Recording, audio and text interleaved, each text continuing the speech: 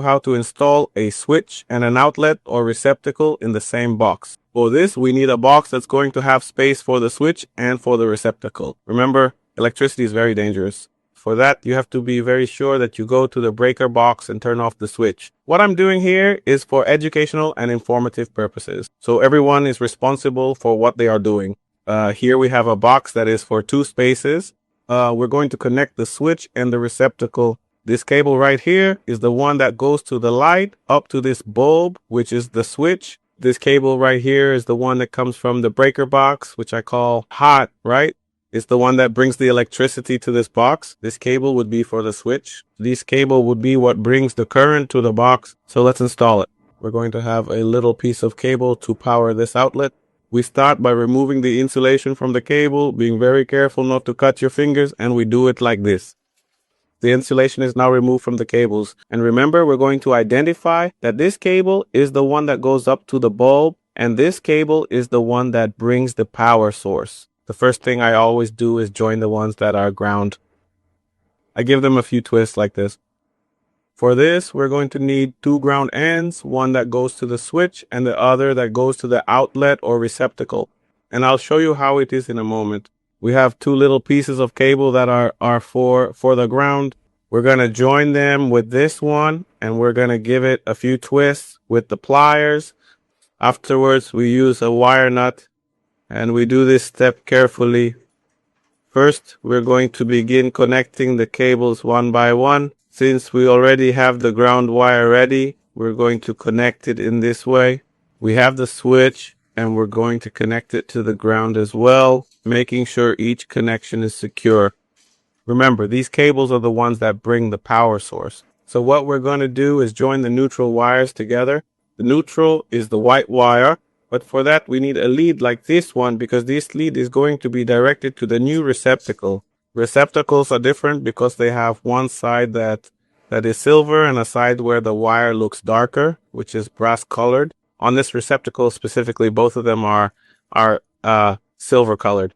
But back here it says hot, and then it says white, which means white and black. White would go in the slot that is larger, and the black would be the one that goes in the smaller slot. So we're going to join the neutral wires together. We have our lead here ready to connect.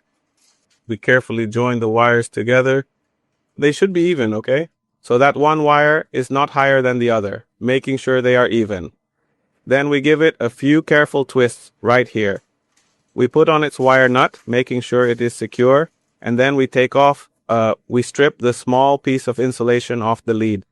Let's cut a little bit more, and we put it on the side that says white, or you can also tell by the side where this slot is larger. So we're going to put it there. It doesn't matter which of those 2 screws it is. We've connected the neutral to the receptacle. Remember, if you have a switch installed in a box that is only designed to fit a single device, such as just one switch or a switch that controls a single light, and if you look inside that box and see that it does not have the white neutral wire, then you cannot install a receptacle in this box. It is important to always check for the presence of the white wire before making any changes. There are buildings that were built many years ago in the 30s, 20s, where the wiring was different, where the wiring didn't include the neutral in the box. So if you don't have the neutral wire in this box, you definitely cannot put a receptacle in this box. We locate that this wire is the one that goes up to the box, to the light. So what we're going to do is connect it right away. Specifically, we connect it directly to the switch. Now these back parts actually have some small holes, and we simply connect it right there. This cable that comes down, the black one, we can call it a switch leg in English. In Spanish, I have no idea, okay? So this is the one that brings the power source. We haven't connected it yet because we have to give power to this receptacle, and we have to give power to the switch. For that, we are also going to do the same operation. We're going to put one end here and one end there, and I'll show you how I do it in a bit. Here I have the 2 ends that I'm going to use. That cable is a little long. We're going to cut it. There should be at least 6 inches from the edge of the box to here. At least 6 inches so you can work well. We cut the insulation off that end, and what we're going to do is we're going to join these two new cables I brought with the one that brings the power source to this box. And they should be even, and we're going to give them a few turns with the pliers. We're going to use a wire nut. And so now we have our connections, which will be the power source. These are what are called hot, and one goes there and another goes here. So we connect the first one, and it doesn't matter which of the two it is because it's the same thing. So here behind the switch, there's a small hole, and we're going to put it there. At this point, we've finished the installation of the switch. Now we're going to give the power source to this receptacle. And exactly this receptacle, we need to turn it here. So the smallest hole, which is this one, that's always the hot one. The longest hole, that's always the neutral one. And on this side here, it says hot. Very well. And we're going to put it on one of the screws. It doesn't matter which of the two. The cable that comes from here, from the light downwards, is called a switch leg. That one is connected to the switch, to one of the holes in the switch. It doesn't matter which one, okay? Then we have the neutrals. The neutrals are always joined together, but on this occasion, because we're going to have a receptacle, we put an end that comes connected to the neutral screws of the receptacle. The grounds, all the grounds always have to be joined together. This time, since we have two devices, we're going to put in two leads, one that goes over there and another one that comes over here.